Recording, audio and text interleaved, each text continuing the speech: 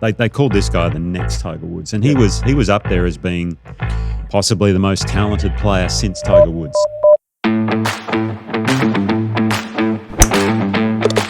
Welcome to Talk Birdie to Me with former world number 16 Nick O'Hearn and Tour Pro Mark Allen, live from Titleist and FootJoy headquarters. And thanks to our great partners, Host Plus, the official retirement partner of Talk Birdie to Me.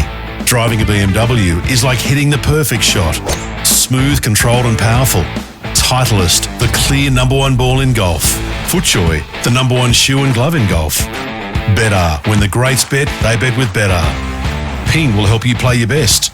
And the Golf Clearance Outlet, who beat everyone's prices. Now, here's Nick and Mark.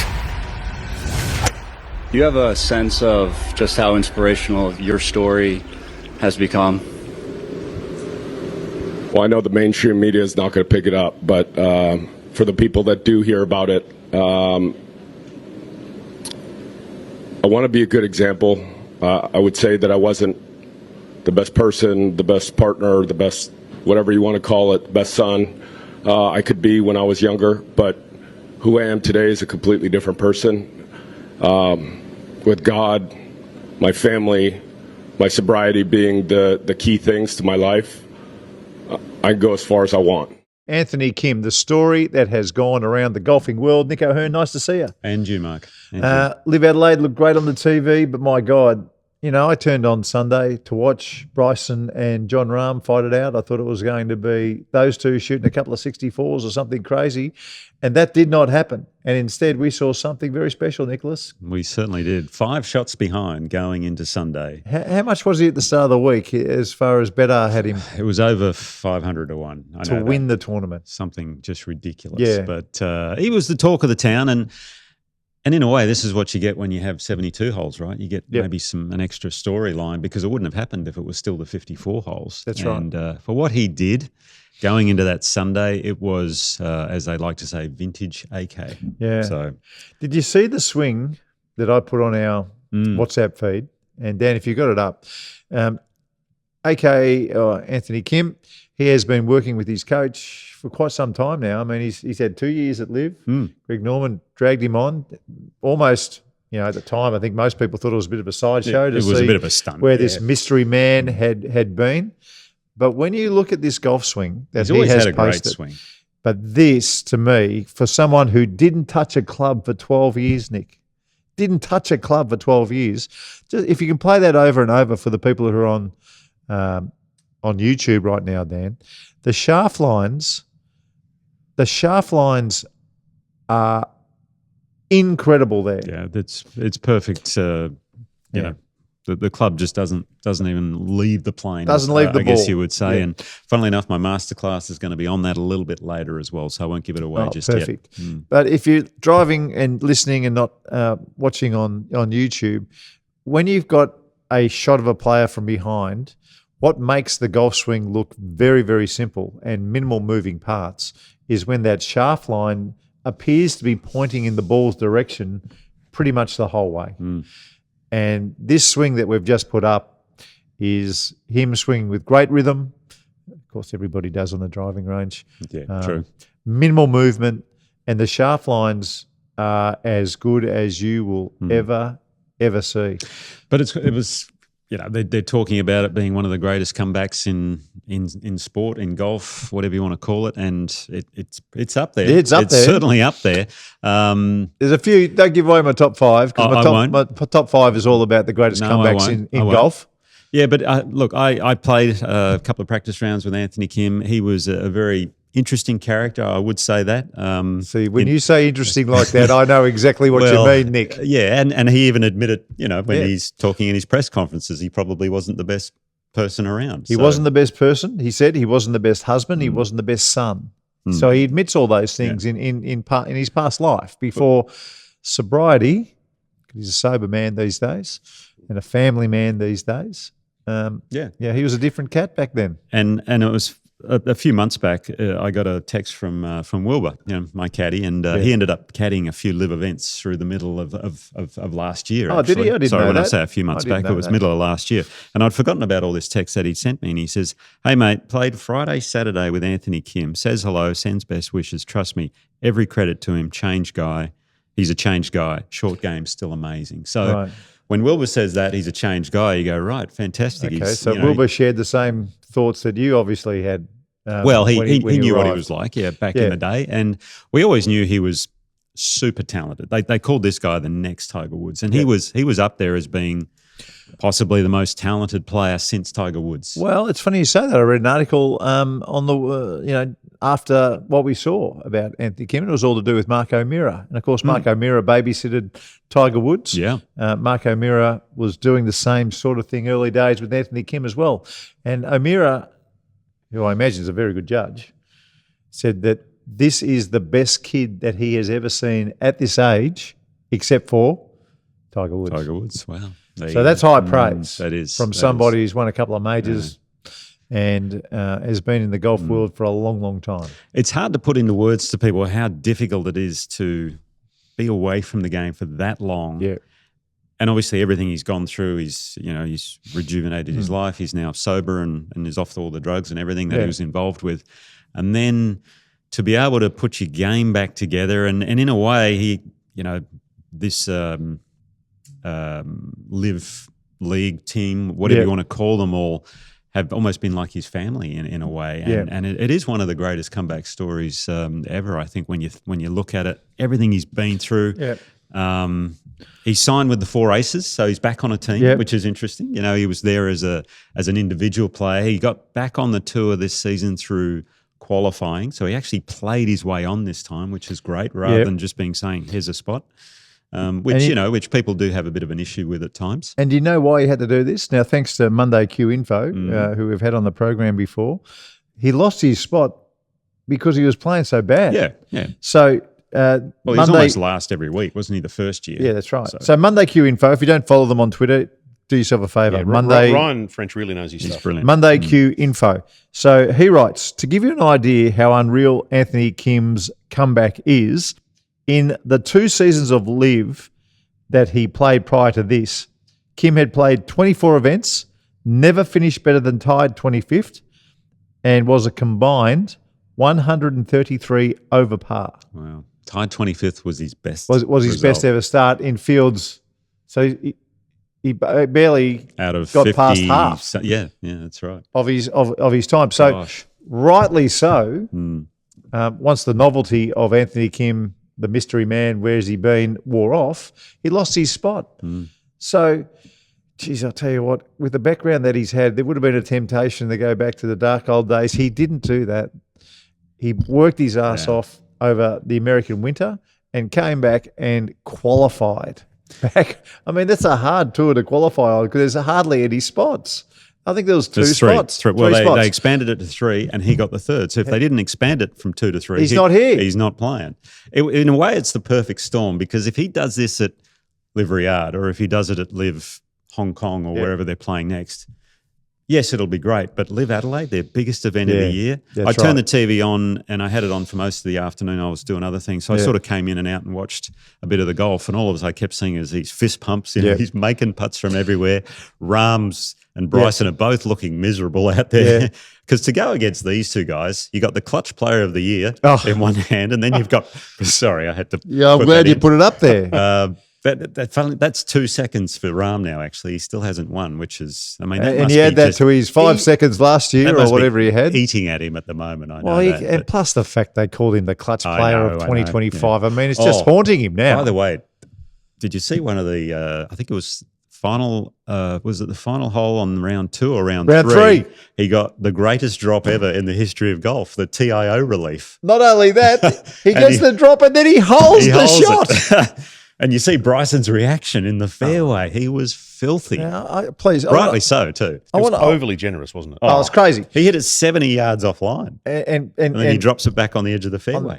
in just a tiny little bit of rough. Now, I want to put to you, Nick, this is ridiculous. The reason he got a drop was because of a grandstand. Now, this happens in all golf, so don't think I'm singling out LIV Golf. This happens in a lot of golf tournaments right around the world. At LIV, the fans are so close. I think it was a fence line. It wasn't even a grandstand. The fans are so close that there are literally Titleist golf balls whizzing past the noses of spectators. I wanted to know that final day, because I saw Andrew Kirby was tweeting a few different things. Our buddy, he loves it. He loves it. And I said, I actually sent a message back. I said, I wonder what the over-under is on hit spectators today. That's right. Because there must have been carnage out there with golf balls. Well, this is my point. If we're taking a drop because there's some kind of a fence and there's might be some people there, I mean, I'm backing these players in to hit it over. Yeah. Whatever there is, if it's a grandstand or anything else. I mean, we've just watched an entire week of golf where golf balls have been whizzing past people at, what they go, 180 miles per hour, right? Yeah. It's a bullet. And here we are taking drops because there's a grandstand in the way that these players could hit it over like that. Yeah. And he holds it. And then he holds it. Anyway, so look, I think my point is tournament golf. I mean, let's get a grip. These guys are very good. If there's a grandstand that they've got to hit over, and particularly if the grandstand's facing the other way, just let them hit over it. Wouldn't that be nice? It's no big deal. Yeah. No, I get it. I mean, he had a swing out there. Just let him hit over the grandstand. It's very, very simple. Anyway, it was a fascinating win. I was watching I watched a fair bit on Sunday afternoon. Is it just me, or is Bryson's swing a little bit strange? It's not your normal cookie cutter swing. No. That's for sure. Now, Dan, it's a good question. There is a cult out there, and it's also a book. It's called The Golf Machine. And Bryson was a golf machine person, and he was also a Mo Norman sort of person with the fat grips and the high hands. And he's also, does a little bit of his own stuff with all the irons the same length. The one length clubs. Pretty much from pitching wedge to all 5 iron or something, are all the same length. So there's a lot to what he's doing. It's definitely not a normal golf swing. And when he, especially with the driver, he stands over the ball for a while, hovers the club, and then all of a sudden the backswing's almost as fast as the downswing, which is very unique. That's right. A couple of times the driver, I thought he was going to fall over. Yeah. Have you ever had a look at The Golf Machine, the book? I've never have, no. Yeah, you'd want a degree in physics. I'm a field player, so. Yeah, you'd want a degree in physics. I'd probably struggle with that one. There's a lot of levers involved and all kinds of stuff. I mean, it's interesting to flick through it. I can't say I read the book, but I certainly flicked through it. And, there was the book I had, whoever had it before me had highlighted some pages, so I read the highlights. I didn't know what was going on. And I'm a bit like you. I mean, if the ball's going right, if you're starting the game, you turn your hands to the left, and the ball's going left, you turn your hands to the right. I mean, it's sure. That's kind of it. Yep. Once you can hit the ball in the middle of the club all the time. Anyway, now talking of John Rahm, Nicholas. Yes. Our very good friend Jack Johnson. Yes. Who from does the Major Winners podcast. He contacted me earlier in the week and said, "Hey, got any questions?" And I said, "Yeah, I got a few. If you're actually going to be in there." Yeah. And he asked one to John Rahm. Can we play it, please, Dan? Yeah, the audio is a little hard to hear when Rahm's talking, but if you listen carefully, you'll get the idea. Okay. Hypothetically, if the Australian Open was next week at a Sandbelt golf course and you have a break in the schedule for LIV, do you think that would be something you'd be interested in playing? Oh, 100%. If next week it was an Australian Open, I believe it's Kingston Heath this year. Yeah. It would be a no-brainer. I would stay. We're already here, so why not? It's a no-brainer. So if it was a little bit fuzzy for you, if you're in the car. Shame Jack didn't say, I've got a question here for Mark Allen. No, he didn't have to say that. That's okay. He didn't have to say that. I know. But look, I know that I bang on about our biggest tournaments being in February. I know I do. But here you've got a player who's come a long way. And now they've got 2 weeks off, I think, until that's right. a couple of weeks till that's right. their next event. And when I say these things, folks, I'm not saying let's do it next year. I'm saying let's talk to everybody and maybe get it organised for 2028. So not 2027, Sure. 2028.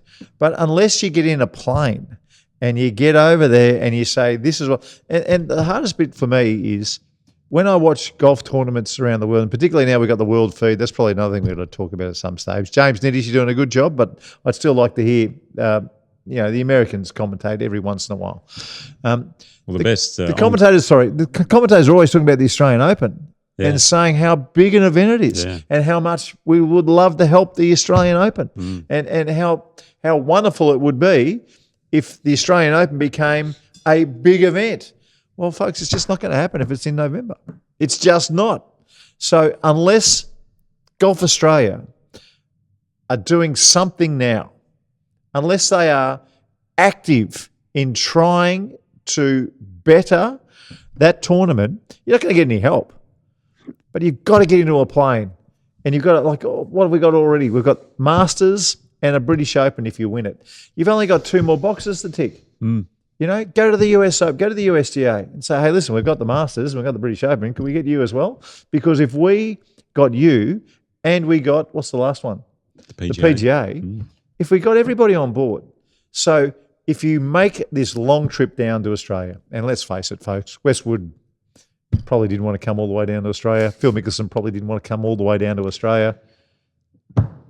If you make the trip all the way down and you win the Australian Open, if that puts you into all the majors for the rest of the season, it's an incentive. Okay, but there are bodies out there that are sympathetic to the Australian Open's cause.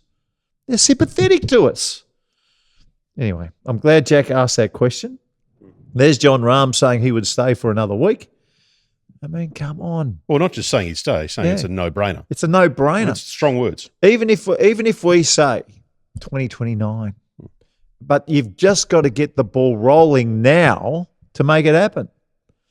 Anyway, sorry. I'll try to stay off it, but it's just very, very frustrating to sit here and watch and know what it could be. Yeah. When you see the players playing in LIV and you see the excitement at LIV Adelaide, if we had that same excitement in February, I mean, honestly, it would be enormous. And there's nothing on at the moment. There's no sport on at the moment. We were speaking of the Australian Open, end of the year, Kingston Heath, they've got a new routing, I believe, that they're going to so you're going to finish on the, what is it, the 6th? I get it. The current 6th? Yes. Now, listen, I it's my home club. So Anthony Kim wouldn't be allowed to play there, by the way, because of the black socks. Because of the black socks. The black socks. And the white shoes. Half the LIV field wearing shorts would not be allowed to play if they came through the gates at Kingston Heath. But that's okay. That's the way we like things at Kingston Heath. Yeah. I'm a bit concerned about the routing at Kingston Heath for the Australian Open. Yeah, I saw the picture you sent through and it was different. Kingston Heath has an iconic finish. It does. Those 16, 15, 16, 17, 18. If you can par those last few holes. Iconic, folks. Yeah. That's Kingston Heath.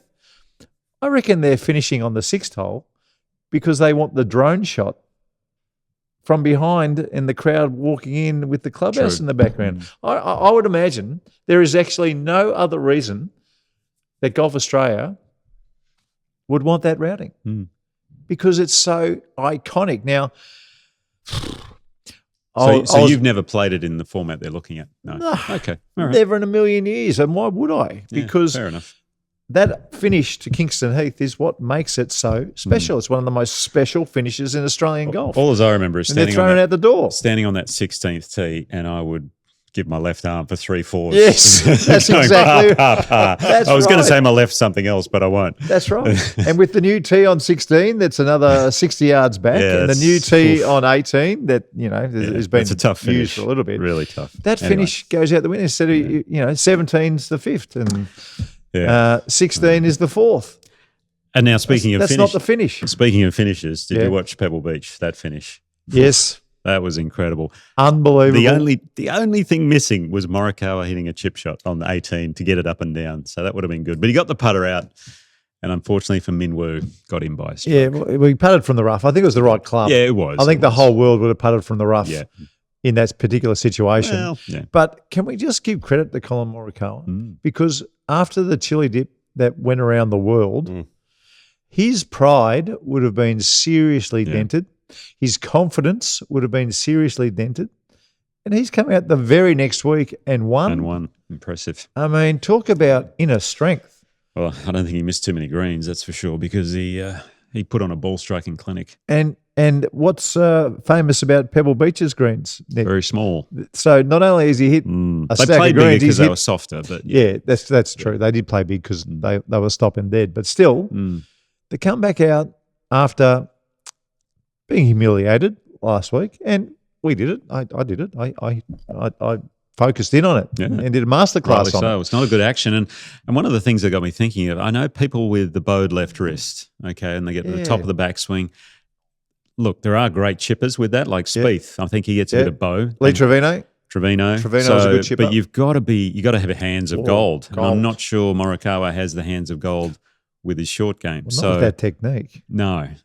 So you got to be careful with that. So it's funny, it got me thinking about it anyway. It's funny, I think he was lucky at Pebble Beach is that they had long rough around the greens. True. And, the outside cutting across motion that he's got, that's kind of the motion you use in those situations, kind of. I mean, some players do it. There are other techniques. He did it he was over the back of 14 in 2 on the final day on the par 5, and he just hit not a good chip. It was one of those ones he swiped across it, like you're saying, cutting across it. He did get the next one up and down for par, but that was the only chip shot I saw him hit on that final round. But, hit some incredible shots coming in. But that 18th with the wind whipping off the left, the shot Scotty Scheffler hit, his second shot in there, were to hold it against the wind.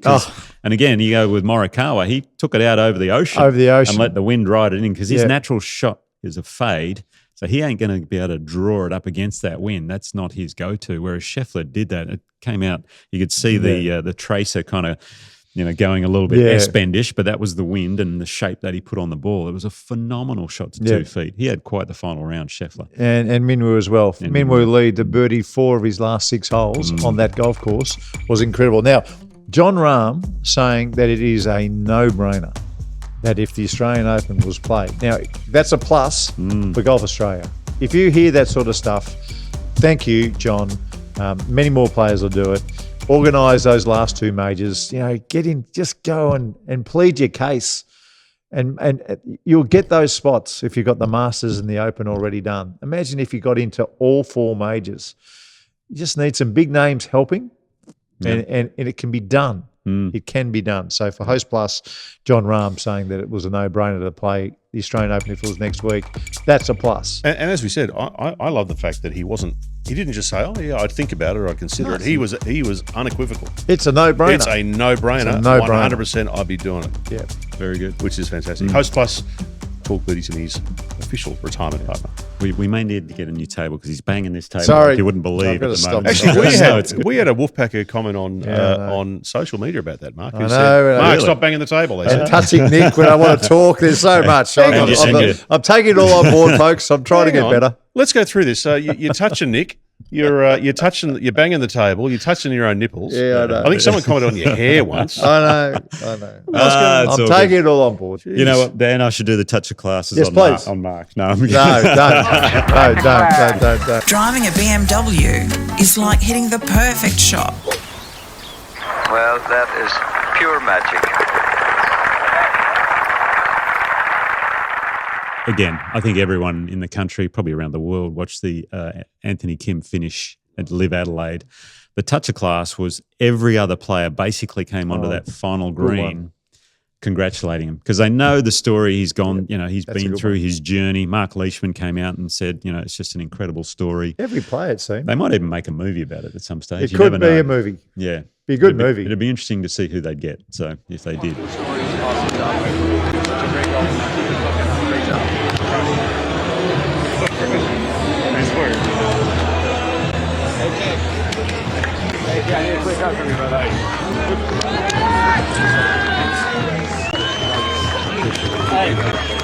Hey man,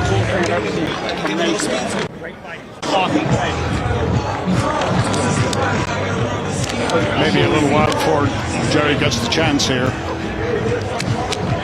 AK, as the congratulations continue to come, pretty much every player in this field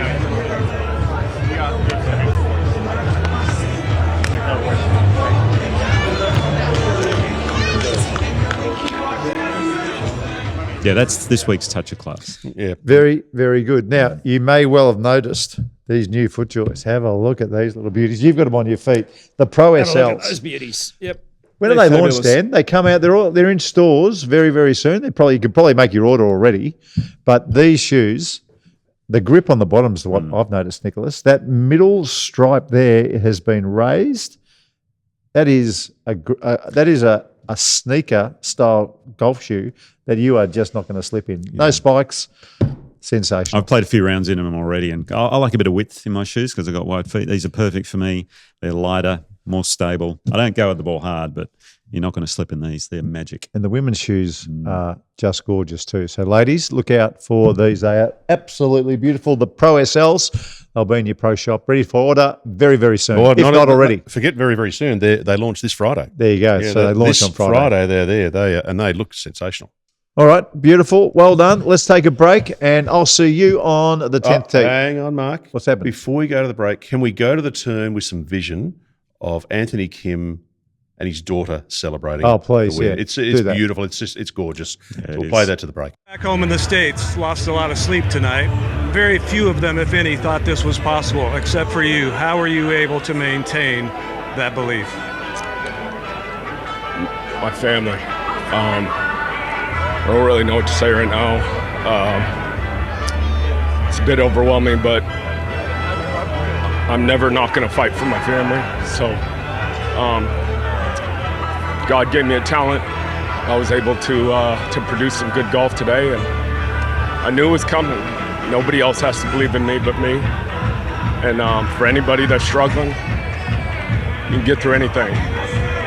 Your primary motivation for this comeback in golf and in life has been your daughter Bella, your wife Emily. You wanted to prove to her that through hard work and belief anything is possible, and now prove to her that her daddy's a winner. What are those emotions like? I don't really know how to put into words. I knew this was going to happen, but for it to actually happen is pretty insane. And I just want to thank all the people that have supported me, including you, who, when I was not playing well and I was struggling and on the verge of never coming back to LIV, always supported me. So thank you to everyone that's been in my corner. I'm going to keep doing it. Speaking of support, this crowd adopted you like I've never seen in a professional golf event before. How much did their spirit fuel you on? I didn't get tired today. I had trouble getting in here with visa issues, but hopefully with the love they've shown, I can get back in here a little easier now. Well, right behind you, something a lot more important than a trophy. Give her another hug, man. Congratulations. Thank you.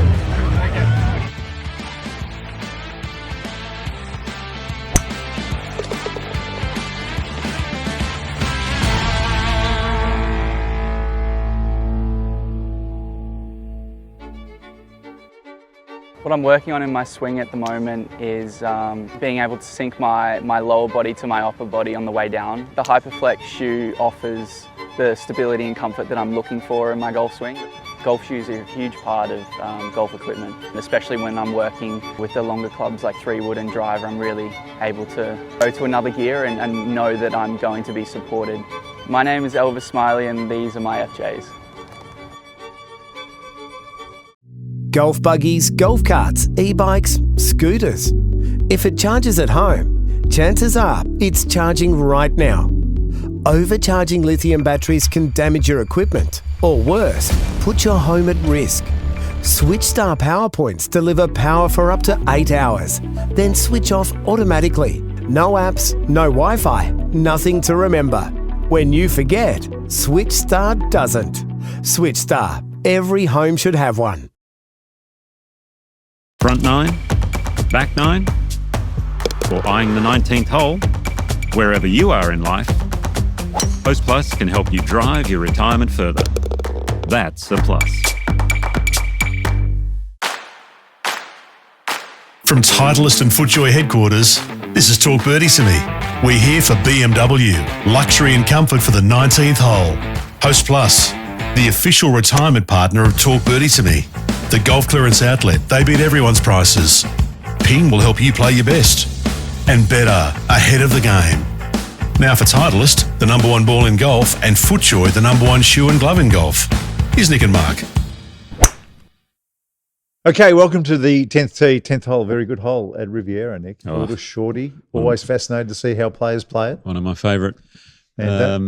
Short par fours. That won't be your top five, though, because I think we've done that before. No, the top five this week's something a little bit different. But look out for our Bet special at Riviera this week because we've got Scotty Scheffler to finish top five, into Minwoo Lee and Rory McIlroy to finish in top tens. That's including ties. Yes. We thought it would be about $8. Hummer was drunk and gave us $19. Oh, he was not drunk. He must have been. Jeez. He must have been. $19 for Scotty Scheffler to finish top five, into Rory and Minwoo to finish top tens. He's the GOAT. He is the GOAT. It's not bad. Thank you. Okay, time for this week's Bet top five. When the greats bet, they bet with better. Top five, top five, top five. The top five for better. When the greats bet, they bet with better. Top five, top five, top five. And this week it is top five golf comebacks from players who faced adversity.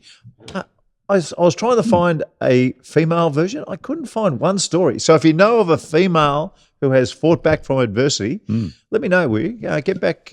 There's got to be a story out there somewhere. Yeah, a female golfer has had some adversity and then came back and won a tournament or had done something special, but I couldn't think of any. Okay. Anyway, at number five, Nick, I know you've never had the yips or the heebie-jeebies with the putter. Oh, I did when I went to the short left. Did That's why you? I'm on the short right. Well, could you imagine being a Masters champion and then getting the yips not long after? Okay, yes. Bernard Langer, who had not one, not two, but three severe cases of the yips, to keep on coming back and to do what he did on the Champions Tour in America and shooting his age at 64 and all the rest of it.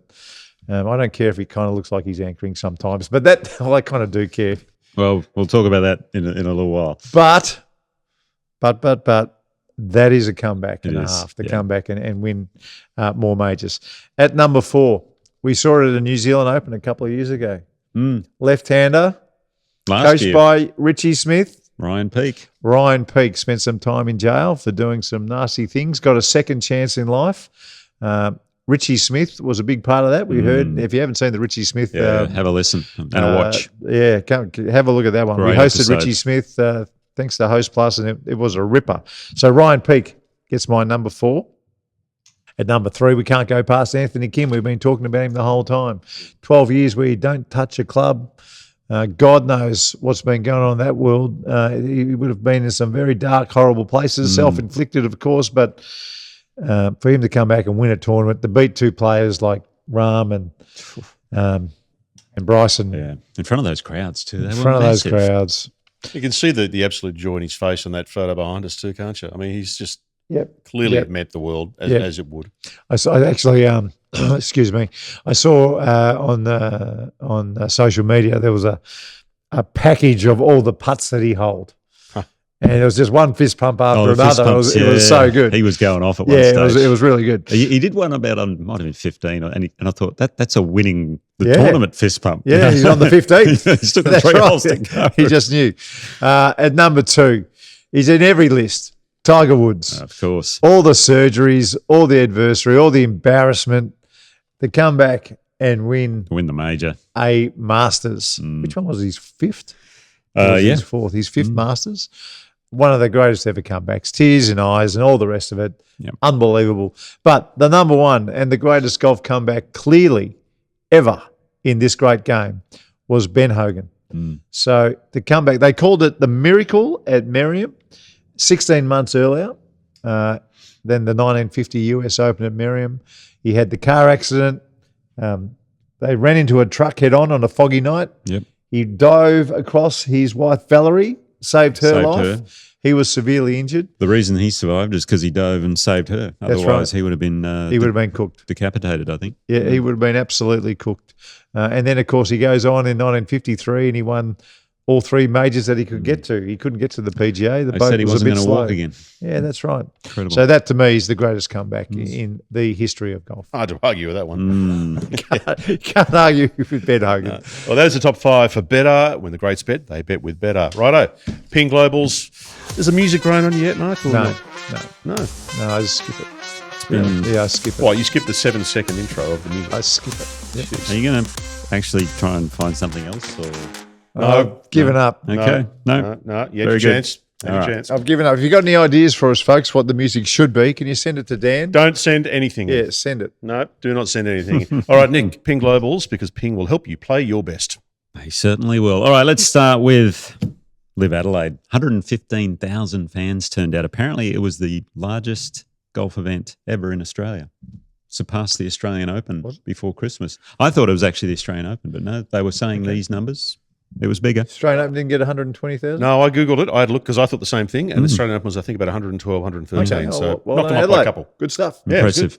Anyway, as we all know, Anthony Kim fired a bogey-free 9-under par 63 to take down Rahm and Bryson. So very impressive. Of the Aussies, we had a team victory, Team Ripper. How good was that? You know, we didn't even talk about it off the top. I know. Such was the gravitas I know. of I was just Anthony thinking about Kim that. actually winning the tournament. We won back-to-back first 2 weeks. Did you see who came last? Got to be Majestics. Yes. Yeah, I actually haven't. Yes. I just assume it now. They're our patron saints, the Majestics. Yeah, exactly. They came last comfortably. Oh, did they really? Okay. Very good. They are hopeless. Oh, dear. Anyway, Lucas Herbert was best of the Aussies, tied for 6th. And then Mark Leishman, Cam Smith tied for 8th. Cam Smith had 99 putts for the week. Oh, it's unreal. So when you think about it, that's 25, 25, 25 and 24 putts. Yeah. That is off the charts. It is His short ridiculous. game. Was it Kenny Knox who broke 100 putts for the first time? I think. Could you quickly look up Kenny sounds right. Knox putting record, Dan? I think it was something On the PGA Tour? On the Yeah. PGA Tour. Okay. Kenny Yeah. Knox putting record Crazy. for the week.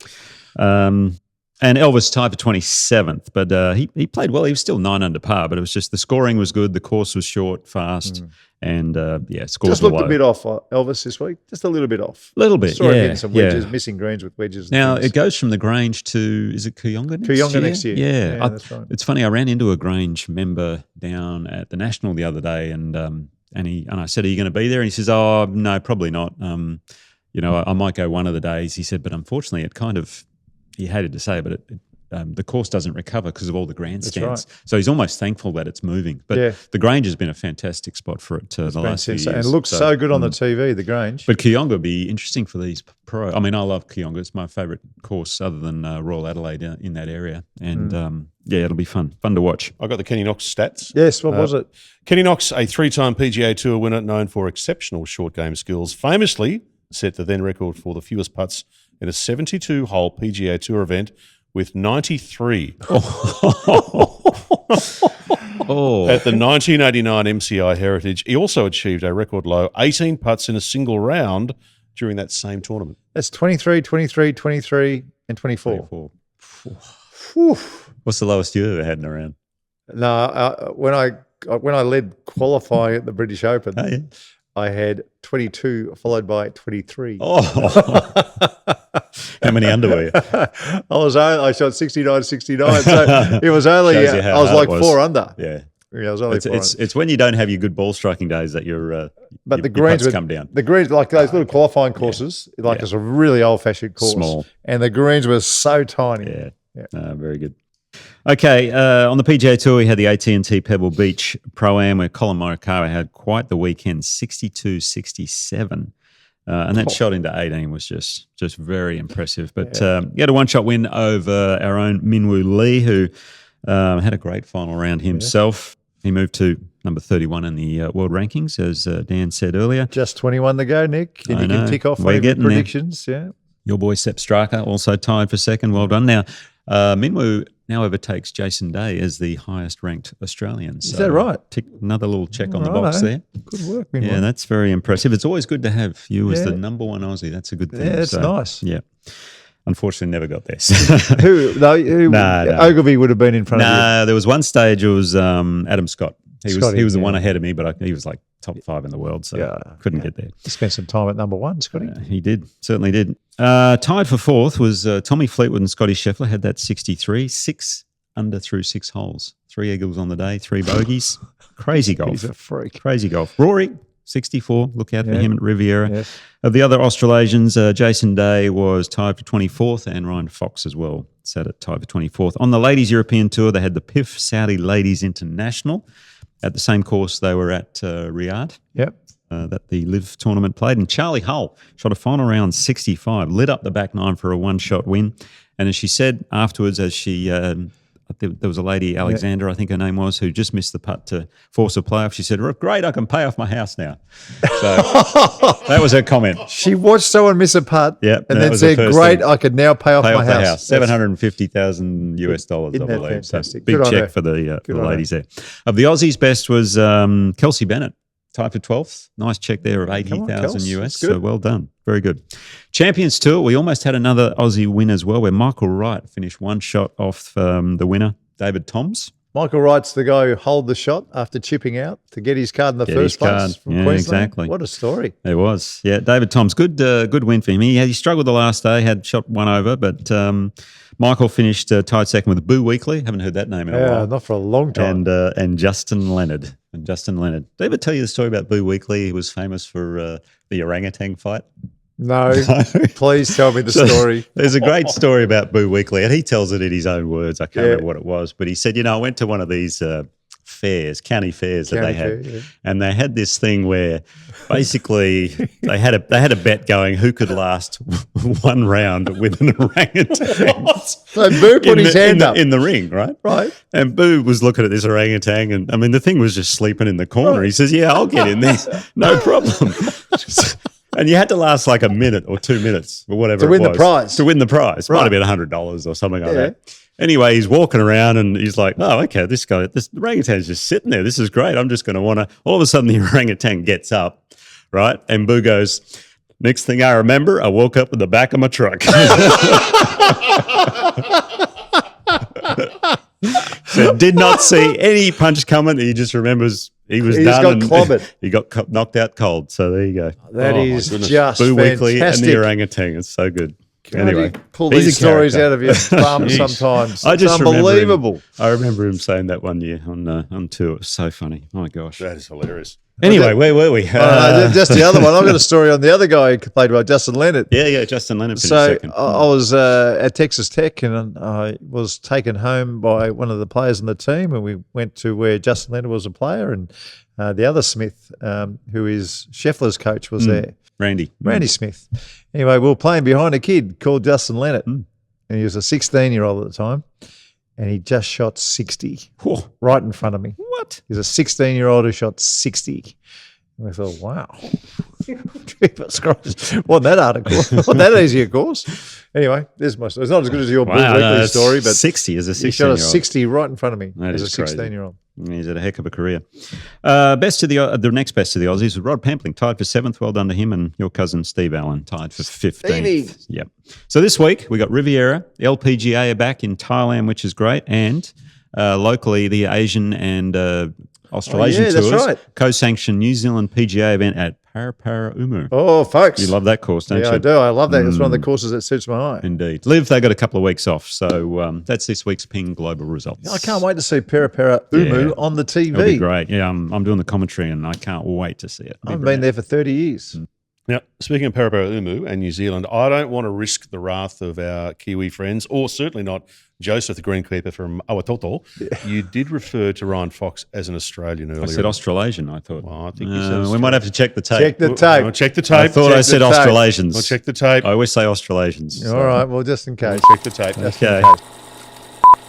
Of the other Australasians, Jason Day was tied for 24th and Ryan Fox as well. Of the other Australasians... Yeah, there you go, Okay. Nick. He's never put a word wrong in his life, Dan. right. What are you talking about? I apologise. I take it back. I apologise. Very good. Very Okay. good. All right, time for feedback. Talk Birdie feedback. Thanks to Southern Golf Club. We are ready for some feedback. Feedback for Southern Golf Club. The first one, we're going to start with LIV Adelaide because obviously there was lots and lots of comments about that, and it was very exciting for everybody. First one here from Greg. LIV Adelaide's so much fun. No one's being an idiot. The players absolutely love it. And what I love is you get really close up to the action, which is your point, Mark, about the balls whizzing past your nose. It's an absolute blast, and there's action on every hole right from the start. They improve it every year. Greg did say no one's being an idiot. Yeah. Now that I'm interested in that particular comment. Where was Greg sitting? In the clubhouse having a latte? I'm not sure, but I did see this video on social, which is quite I think everybody did. Have you seen this bloke? I have. Oh, I mean, he was about to get his gear off. He was. What was he doing in the circle in the first place? What was the circle about? He must have been carrying on before because he's got his shirt off, and all of a sudden, The cops are very casual. How about when he was whacking his bum? He knew there was trouble. He knew there was trouble ahead when he started whipping his own bum. Yeah, so that was a bit of fun. But there was lots of other great comments about LIV too. Joe has said, no matter whether you viewed LIV as an exhibition event or not, AK wouldn't be thinking of that. The way he held his nerves down the stretch was incredible, particularly considering the time that he's had out of the game. Some players who've been playing for years couldn't have held up in similar positions to that. Yeah. Correct. And look, I think Nick made the point earlier in the program. If he won anywhere else for the rest of the season, it just wouldn't have been the magnitude that it was at LIV Adelaide, just because of the atmosphere that tournament creates. And if he'd have been going up against, and no offence to these players, Lee Westwood, a Peter Uihlein or something like that, you go, well, yeah, but he beat Rahm and Bryson. Yeah, so that's right. Hats off. And he's in the last group with them. Last group. He's 5 shots behind. He's eyeballing them the whole way. Crazy. David said LIV was crazy good, and Anthony Kim played awesome all day.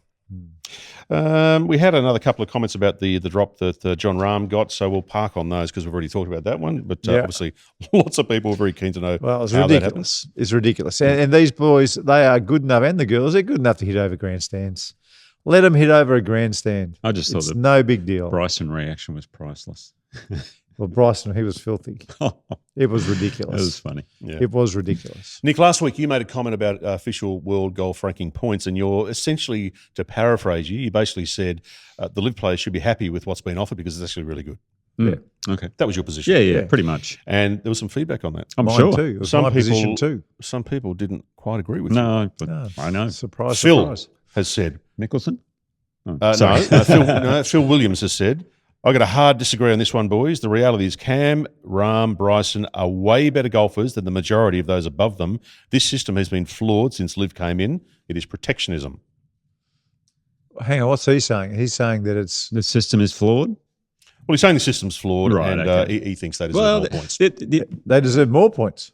Yeah, and I'm sure they all do. The problem is the criteria when you look at what you need to do to get the world ranking points, and unfortunately, LIV just doesn't check the boxes, and that's why they've been losing points for so long. And now they're getting closer, so they've started allocating, which is great. They're still not quite there, obviously. You guys aren't going to believe this, but I had a Twitter fight with some bloke at the start of the week. Oh, who'd have thought? Wow. Yeah, and I kept on trying to make the point that there's no cut. There's 54 players and there's no cut. Now, the cut's really important. It's 57. 57, sorry, you're right. There's 57 players. There's 57 players and there's no cut. And the reason the reason it only goes down to top 10 players is because there's only 57 players in the field and no cut. If there were 100 players in the field and the cut, I bet there would probably be a little bit extra. But because there's only 57 players and no cut, they only get a top 10. And that's fair. Yeah. Michael has given us a red hot whack. Okay. Boys, spoken like true supporters of the PGA dictatorship. From what I've seen on your podcast, you know very little about LIV. The World Golf Rankings points should be totally independent. Hasn't missed us, has he? Well, they are Michael. independent. Jeez. The world rankings points are independent. Well, Michael says they're not. How are they not? I don't know. That's what Michael. I'm not Michael. I don't know. The PGA Tour's not doing it, and nor is the DP World Tour. It's they have the official world golf rankings are doing it. It's a separate body. They have whoever makes up that body are part of the PGA Tour, DP World Tour, and other international federations. Andrew has a different view, though. Andrew said the players who went to LIV took the cash. They knew the rules. They should be happy with what has been offered. There's a lot of that in this world. Yeah. Now, on the top 10 courses that we did last week. Oh, yeah. So a couple of comments here. Some good, some constructive criticisms. Yes. Peter has said this. Nick and Mark, I've played Huntingdale twice in 3 days. It is definitely on the same level as Vic, but more fun to play. The new 5th hole may be the best short par 4 on the Sandbelt now. It's reminiscent of the best short 4s at Barnbougle and 7 Mile Beach. I reckon there's only one average shot in the entire course. That is the new short par 3 8th hole. Disagree. No, I really like the 8th hole. Even Royal Melbourne West has 2 average tee shots, 8 and 15. Love your thoughts. I don't think Huntingdale members will now vote in merging with Metro. Well, now, funny you said that because we were there earlier this week, and in my view, it's the greatest course renovation from where it was to where it is that I've seen in this country. Even better than Peninsula Kingswood.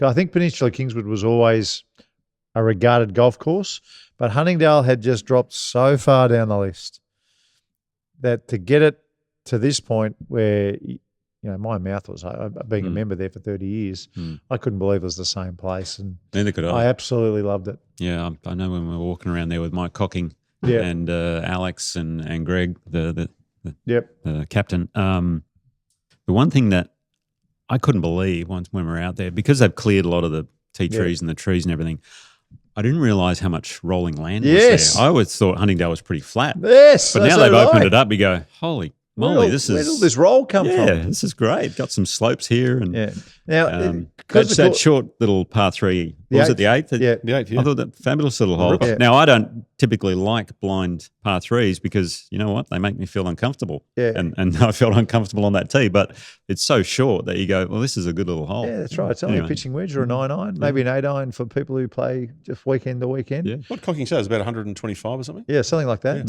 Yeah, but I haven't seen a par three like it on the Sandbelt. I haven't seen a par three like that anywhere in Australia, to tell you the truth.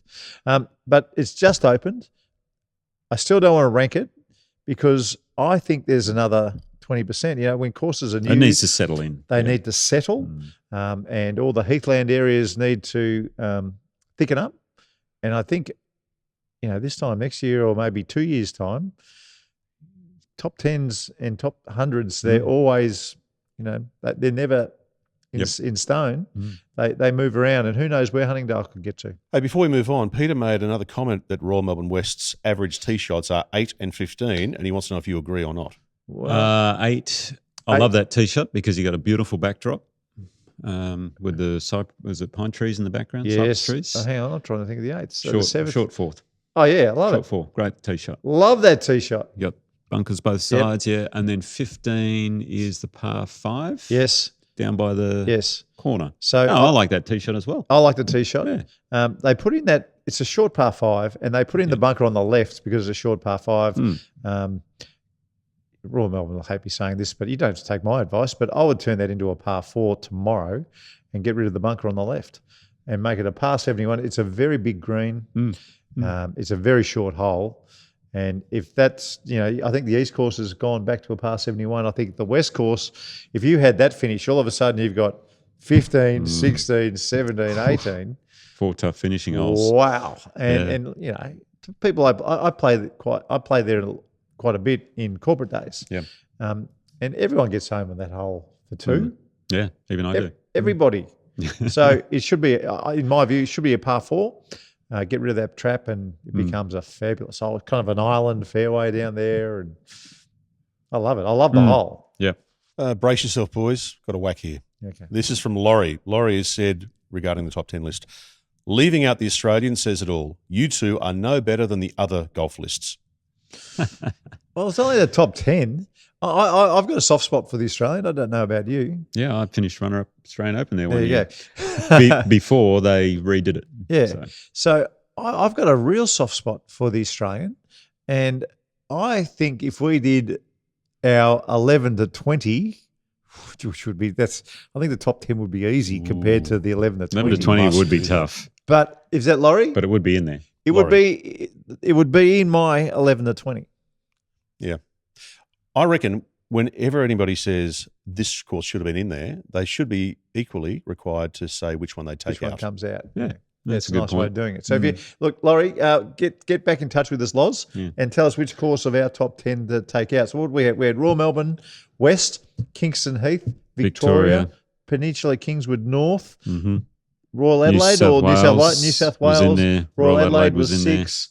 The 2 the Barnbougle and then King Island. Barnbougle BBD, followed by Cape Wickham. Okay. Royal Melbourne East was in Royal there. Melbourne East was 10. Was that 10? Or was Yeah, that and 9? PK North, I slipped in there. I took a bit of liberty with PK North. So that was our top 10. So which one would you take out? Yeah, let us know, Laurie. To get the Australian in. Sam, we'll leave the comment on the top 10 list with Sam here. Every top 10 or top 100 list highlights one thing. We have incredible golf courses in every pocket of Australia, most of it accessible, and you can play pretty much all year round. We really are sport for choice. Yes. Now, the Richie Smith chat went up a couple of days ago, so we won't. We'll have some more comments we'll talk about maybe next week on that one. Okay. But I did want to read this comment out from Youngie. This is a great comment. That was a ripper podcast. I feel like I should have paid a tuition fee when I got to the end and I got to work this morning. I got so much out of that. Isn't that lovely? Yeah, it was. I don't know about you, Nick, but after listening to Richie Smith, I went straight to Kingston Heath afterwards to my driving range, and I was getting my right rib cage nice and high at the top of my swing. I was getting it very high. I had some balls and I put my wood cover under my lead arm again. Did you? I did a masterclass on that a while ago, if you remember, about Minjee Lee, I think, when she won. And I found a picture, funnily enough, Hannah Green on social media actually was she's getting ready for the season coming ahead, talking about her preparation. And there was a swing she made, which was exactly what Richie's talking about. And I think I sent it through to you, Dan. So if he can get it up, that'd be great. This side on view just tells it all for people on YouTube. Oh, look at that. It's a full rotation of the shoulders, like a real, her back's to the target. You got that high rib cage as she's talking. But the arm swing, if you play it again there, Dan, the arm swing is about 3/4, you'd say. Yeah, but everything starts and stops at the same time. The turn and the arms stop and start. That is like when you watch the old swings of Tiger Woods. Love it. His shoulders and arms would stop at exactly the same time. There's no shoulders stopping and arms keep going. And that's me all over at the moment. And that is me as well. That's why everything I'm doing in my golf at the moment, I've got open hips, I've got my right ear high at address, I've got my weight on the left instep. Everything I'm doing is trying to create a little bit extra turn so my arms can stop with my shoulders. Do you reckon we could become part of Richie's stable, or we're probably not good enough blokes? I think he owes it. I think he owes it to us, actually. All right, it's time for the masterclass for the Golf Clearance Outlet. And before we go to this break and then come back with that, Mark, can I raise something that's been bugging me? I'd really hoped that in 2026. Those ads you're filming for the Golf Clearance Outlet would have improved. But you're acting. My acting, I should be, I think I'm going to get an invite to the Logies a little bit later this year. I love those ads. And I love the Golf Clearance Outlet as well. We all love them. I'm looking forward to your tip, which is on the back of Anthony Kim. Yes, indeed. And that is next.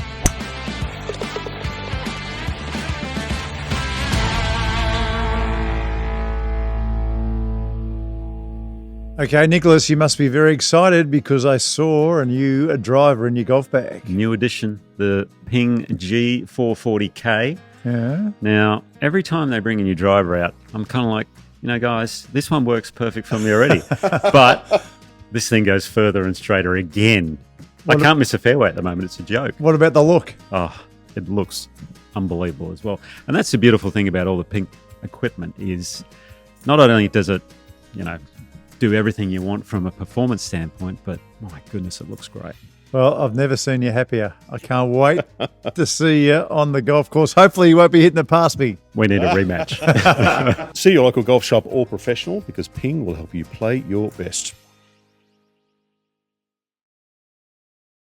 Okay, Mark Allen here at the Golf Clearance Outlet, and it has been such a great relationship that we have had at Talk Birdie to Me, the #1 podcast in Australia, with the Golf Clearance Outlet. We're growing together. And the feedback that I keep on getting is that these stores are making golf affordable no matter what state you live in. We've got 9 Golf Clearance Outlets right across the country. 2 more are on the way. The latest one was in Mornington. And they all look like this. You've got the putting balm, you've got golf balls, you've got gloves, you've got all these shirts. But folks, believe me, at the Golf Clearance Outlet, the price is right. What a win by Anthony Kim in LIV Adelaide. Now, the thing about Anthony Kim is he's always had a really good golf swing, and obviously he's been working hard the last couple of years, but his alignment is a key focus for him. That's really all he works on. Is he tends to aim a little too far to the right, so to get him back online, what he uses is alignment sticks on the ground, and this is a great drill to do when you get a chance to hit some balls. You can even use golf clubs if you want, but alignment sticks are great. Now, the one on the ground next to the ball, that's your target line. The one parallel, well, that's where your feet hips, shoulders, everything should be aiming. And that's the key thing, parallel. I don't want my feet or my hips and my shoulders to be aiming at my target line here. I want it to be parallel, and that's where people get a bit confused. A lot of right-handed golfers I play with, what happens is they tend to hit the ball a bit to the right because they're aiming there. So this little drill here, and make sure you get this one up nice and close to your feet because people still get it wrong even though they've got it on the ground. Set up nice and parallel and swing away. And your alignment in no time will improve, and I guess that's one less thing you can blame. Nicholas, I love it. And the 3 alignment sticks that Anthony Kim's working with. Yeah, he's got 3. I only got 2. So it doesn't, well, 2 or 3 doesn't matter. But people can use golf clubs. It doesn't have to be alignment sticks at the same time. But it's so common. I see people aiming too far right. Not left. Right-handers. Because they think in their feet and their body needs to aim at the target. No, it actually needs to aim parallel to the target line where your ball is. So. Quite often when I'm a lot of the time I'm just trying to make good swings when I go down and hit my 30 shots during the week. I just try and make good swings. And if I feel like my swings are wrong, I'll put an alignment stick down and then I'll go back, and it actually makes your swing feel different. Yeah, because you're aiming in the right spot. Because you're aiming in the right spot. Because that's the other thing I see with people so often when I play with them, if I'm doing a playing lesson, they might hit one to the right of the green and they'll say, what did I do wrong? I said, you did nothing wrong. You're aiming there. That's right. People don't realise where they're aiming. So the fundamentals, what do you see when Scotty Scheffler practices? He's working on his grip. He's got his sticks on the ground. He's got the moulded grip for one thing. So it's very basic stuff. It's very boring, but it works, folks. It really does. Show the people what you just got on your text. Oh, yeah. Message. I've just got a text. Sorry. Yeah. Show 'em. Well, it's funny. We were talking about the top 10 earlier, and it just came through. Wolfgang. From BMW. He loves the show. Main man. Yeah, he loves it I can't believe you're getting texts from the main man from BMW. He's over in Germany these days, but he texted me his top 10. Yeah, go on. Which is great. Now it's top 10 Australian or top 10 world? No, top 10 Australian. Okay. Royal Melbourne West. Tick. Kingston Heath. Tick. Sorry, same as us. This is 1 to 10. This is 1 to 10. Yeah, tick. So we've got the same. New South Wales Golf Club. Tick, that's okay. 7 Mile Beach. He has played it already. I haven't played and he it loves yet. it. Victoria at 5. Tick. PK North 6. Tick. Cape Wicken 7. Tick. Barnbougle Dunes 8. Yeah. And National Old 9. Yeah, you're not silly for saying that. And Royal Melbourne East at 10. He's a very good judge. Very, very good. He's a very good judge. I like it all. It's when you get golf courses that are 50 and 60 spots out of place that eyebrows are raised. Anyway. You mentioned 7 Thanks, Mile Wolfgang. Beach. That was good. Peter Stackpole. Yes. We have an open invitation to go down there and check it out at some stage. What's his role these days? Isn't he? He's He's going to be the manager down there. Oh, he is? Okay. He's going to be the manager down there at 7 Mile Beach with Matty Goggins. So we got an open invitation. Yes, we do, to go down and check it out. So look out for that one, folks. Okay. I guess we'll be down there at some stage checking out Australia's latest destination golf club. Right. Now, before we wrap the show, a reminder about sorry, Nick, you go. I was just going to say, while we're there, because a week or so ago, I was at the Country Club of Tasmania in Launceston. Oh, yeah. I did a little outing there. Now, the course isn't open yet. I think it's going to be open at the end of the year, but this place looks fabulous. What's it called? The Country Club? Country Club of Tasmania. Well, it's a complete redesign of what the old one was. Yeah, but they got an amazing driving range, mini putt-putt, beautiful hotel. It's going to be brilliant. Yeah, okay. Okay, before we wrap the show, a reminder about our multi with Better. So what we've got is Scheffler, top 5 at Riviera. Riviera. Minwoo, top 10, and Rory, top 10. And what's the price? Tires. It's paying $19. $19. Download the Better app or go to the Better website. If you haven't got an account, just open one. It takes a couple of minutes and just put $5 on. Like, don't spend huge amounts, just $5 on. Beautiful. And if you're around Box Hill Golf Club this Friday, make sure you come on down because it's the Box Hill Golf Club's first seniors golf event. The Mighty Box Hill. I'm playing nice and early in the morning. Okay. Don't have a caddy yet, so if you're not doing much on Friday, let me know. Get in touch with my socials. You can drag the bag around. I reckon I'll shoot about 7 under par and just smoke the old boys. Completely smoke them. Thanks for the invite. Well, mate, we're sick of you at Box Hill. You're there too often. All right, folks. We'll catch you next time. Talk Birdie to Me with Nick O'Hearn and Mark Allen. Live from Titleist and FootJoy headquarters. Titleist, the #1 ball in golf. FootJoy, the #1 shoe and glove in golf. The Golf Clearance Outlet, they beat everyone's prices. BMW, luxury and comfort for the 19th hole. Better, ahead of the game. Ping will help you play your best. And Host Plus. They can help you drive your retirement further. Now that's a plus. Issued by Host Plus Pty Limited. This is general advice. Consider the PDS and TMD on our website before deciding. Wherever you listen or watch, we'd love you to subscribe and share the pod with a friend. Talk Birdie to Me's executive producer is Dan Bradley at Kaizen Media. Sound design by Daryl Misson at loudzebra.com. And now from Titleist and FootJoy headquarters, that's been Talk Birdie to Me.